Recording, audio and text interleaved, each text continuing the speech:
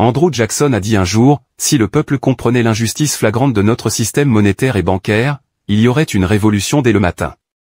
C'est ce qu'il a dit bien avant la création de la Réserve fédérale, car depuis la création de celle-ci, le système bancaire a changé de façon spectaculaire, et favorise encore plus les riches.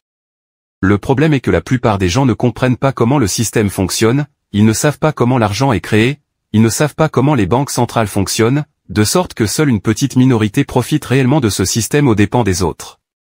Comme l'a dit Henry Ford, il est assez bien que les gens de la nation ne comprennent pas notre système bancaire et monétaire, car s'ils le comprenaient, je crois qu'il y aurait une révolution avant demain matin. Alors, découvrons ce que les banques ne veulent pas que vous sachiez. Que cachent-elles? Et qu'est-ce que vous devez savoir pour profiter du système? Bonjour à tous, et bienvenue sur le Titan Cuirassé, une chaîne où vous pouvez apprendre sur l'investissement, les finances personnelles, la gestion de l'argent, la psychologie, et sur beaucoup d'autres sujets d'éducation financière, parce que les écoles ne vont pas le faire à votre place. Si l'un de ces sujets vous intéresse, ou si vous voulez apprendre à mieux gérer votre argent, et à jouir d'une plus grande liberté financière, n'oubliez pas de vous abonner, de me laisser un like, et d'activer la cloche des notifications pour être averti chaque fois que je publierai une nouvelle vidéo. Sans plus tarder, plongeons dans le vif du sujet. Numéro 1. Tout l'argent est une dette. L'une des choses les plus fascinantes à propos des gens, c'est que nous passons toute notre vie à chercher du travail, à travailler dur, à créer des entreprises, tout cela dans l'espoir de gagner plus d'argent. Pourtant, la plupart d'entre nous ne comprennent pas vraiment d'où vient l'argent. Pourquoi ce bout de papier est-il de l'argent, et pas autre chose? Le plus important, c'est qu'il s'agit d'un morceau de papier avec des images et des chiffres, ce qui signifie que quelqu'un l'imprime. Il ne pousse certainement pas sur les arbres, et ne tombe pas du ciel. Avant que vous ne cliquiez, parce que vous pensez connaître la réponse, permettez-moi de préciser qu'il ne s'agit pas du gouvernement. En fait, le gouvernement emprunte de l'argent exactement comme vous. Et croyez-moi, il est bien plus endetté que vous ne pouvez l'imaginer. Cela peut paraître étrange, car si ce n'est pas le gouvernement qui imprime l'argent, alors qui a le pouvoir de le faire? Comme toujours, le gouvernement doit construire des ponts, des écoles, et des hôpitaux pour soutenir le pays, mais tout cela nécessite de l'argent. Autrefois, c'était simple, l'or et l'argent étaient de l'argent, et il fallait donc soit le gagner, soit l'emprunter à quelqu'un d'autre. Mais dans le monde moderne, les choses fonctionnent différemment. Lorsque le gouvernement a besoin d'argent, il l'emprunte à la banque centrale sous la forme d'un prêt assorti d'intérêts. La banque centrale le crée à partir d'encre et de papier. Ensuite, le gouvernement utilise cet argent pour construire des écoles, des hôpitaux, des ponts, etc. C'est l'une des façons dont l'argent entre dans l'économie. Les personnes qui reçoivent l'argent du gouvernement le déposent dans une banque, puis la banque le prête à quelqu'un d'autre, et c'est ainsi que l'argent se répand dans le monde entier. Mais ce n'est qu'une petite partie de l'argent qui est créée. Environ 95% de l'argent n'est rien d'autre que des chiffres dans les ordinateurs créés par les banques. Lorsque vous déposez votre argent à la banque, celle-ci ne se contente pas de le garder dans un coffre-fort, mais le prête à quelqu'un d'autre à un taux d'intérêt plus élevé, car c'est ainsi que les banques gagnent de l'argent. Mais alors, pourquoi votre compte bancaire indique-t-il que votre argent est toujours à la banque, et que vous pouvez le retirer à tout moment? C'est tout simplement parce que les banques sont autorisées à prêter 90% de l'argent déposé, et à n'en garder que 10% au cas où vous voudriez récupérer une partie de votre argent, tout en conservant votre compte comme si votre argent était toujours là. Disons que tu déposes $100 à la banque te prêtera $90, mais en même temps, elle en créera 90 autres pour te montrer que tes $100 sont toujours à la banque. Ensuite, ces $90 se retrouveront dans une autre banque, qui en gardera 10% et prêtera le reste, créant ainsi encore plus d'argent, et ainsi de suite, jusqu'à ce que les $100 initialement créés se transforment en $1 millier, si ce n'est plus. C'est ainsi que la majeure partie de l'argent est créée.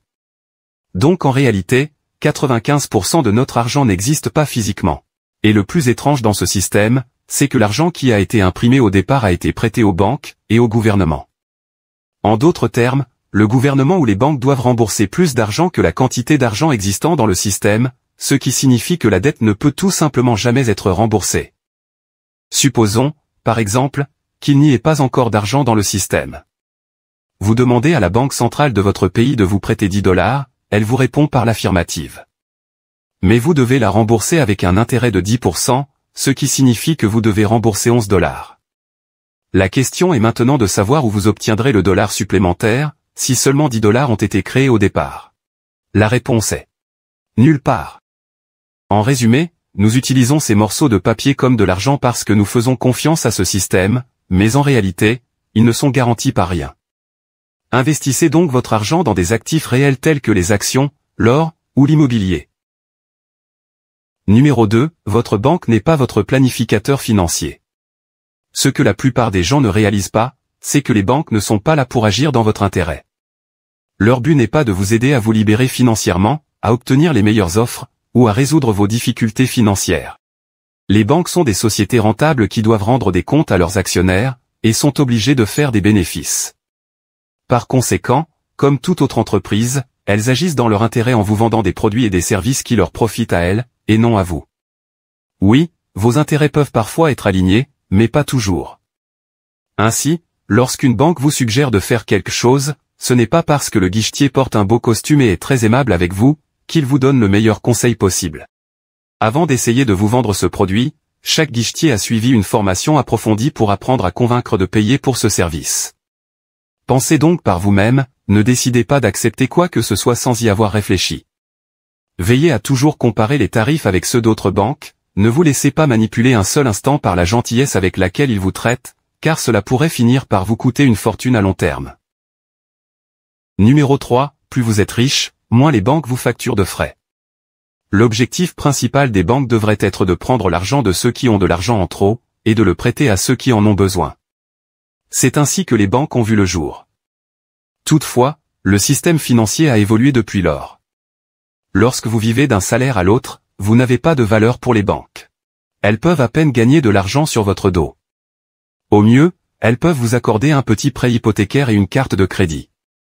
Vous n'êtes donc pas un client précieux. En revanche, si vous êtes milliardaire, par exemple, les banques vous accorderont des conditions beaucoup plus favorables dans l'espoir que vous placerez votre argent dans leur banque, ou que vous les choisirez comme banque principale pour vos entreprises. Vous pouvez facilement le constater dans le montage des taux que les banques accordent généralement aux personnes ultra riches, qui sont beaucoup plus bas que le taux moyen. Numéro 4, une banque est un endroit où l'on place son argent, et non où l'on investit. Certaines personnes regardent les banques et sont frustrées par leur faible taux d'intérêt. Aujourd'hui, il est presque impossible d'obtenir ne serait-ce qu'un taux de 1% sur votre argent si vous décidez d'investir dans des dépôts fixes. Mais cela n'a pas toujours été le cas. Pendant une grande partie de l'histoire, prêter de l'argent et percevoir des intérêts a été une activité rentable, mais ce n'est plus le cas aujourd'hui, car l'argent n'a plus de valeur intrinsèque. Si vous tenez absolument à garder votre argent dans une banque, essayez d'acheter ses actions. Goldman Sachs, par exemple, verse un dividende de 2,1%, ce qui est bien plus élevé que les taux des dépôts fixes.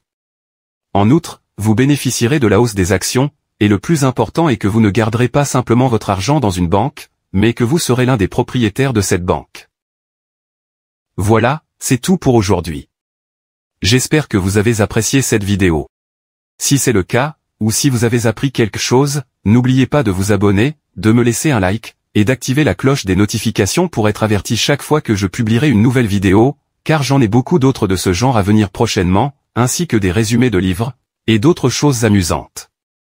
Merci d'avoir regardé, et passez une bonne journée.